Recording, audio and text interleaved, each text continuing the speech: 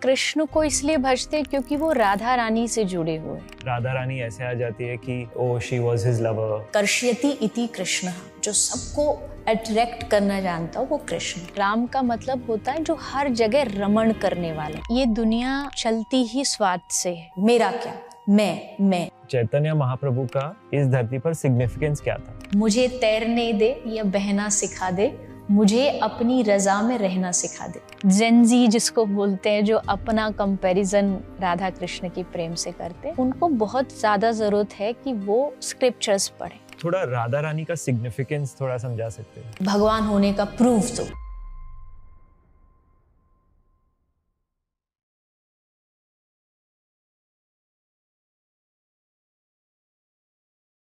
देवी चित्रलेखा जी, हरे कृष्णा। हरे कृष्णा, राधे राधे। राधे राधे।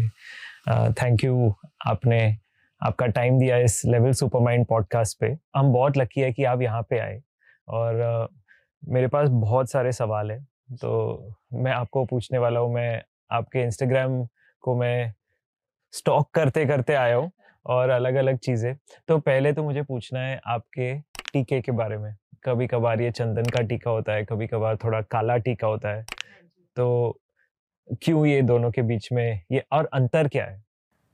मैं गौड़िया संप्रदाय से हूँ, मतलब चैतन्य महाप्रभु की संप्रदाय, और हमारी संप्रदाय में, और सेकंड में एक ब्रजवासी हूँ।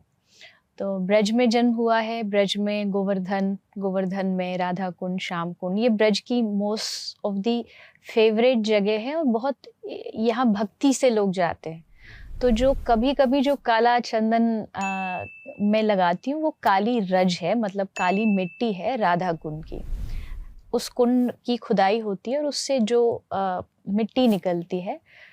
अब राधा रानी के जो उस कहते हैं, वहाँ आज भी राधा कृष्ण दोनों मिलके लीला करते हैं, तो वहाँ से जो रज निकलती है, अगर आप उसको माथे पे लगाते हो तो ऑटोमेटिकली आपकी जो डिवोशनल जो जर्नी है उसमें बहुत हेल्पफुल होता है।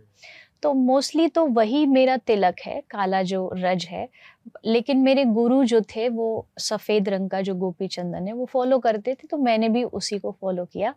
बट कभी मन करता है कि राधा कुंड की रज लगाऊं तो मैं कभी वो भी लगा लेती हूँ, तो उससे मुझे बहुत कामनेस और ऐसा लगता है कि एकदम राधा रानी की कृपा मेरे सर पर है।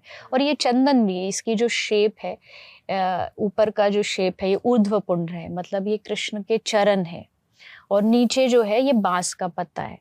तो यानी ये एक सिग्निफिकेंस है कि हम भगवान के सरेंडर है, उनको समर्पित है। तो वो दोनों में ये डिफरेंस है।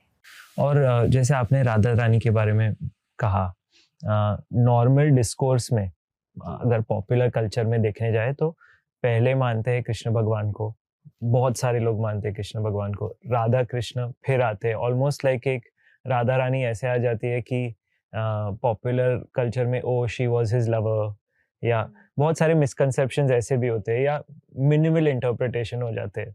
तो ये आप थोड़ा राधा रानी का सिग्निफिकेंस थोड़ा समझा सकते हैं?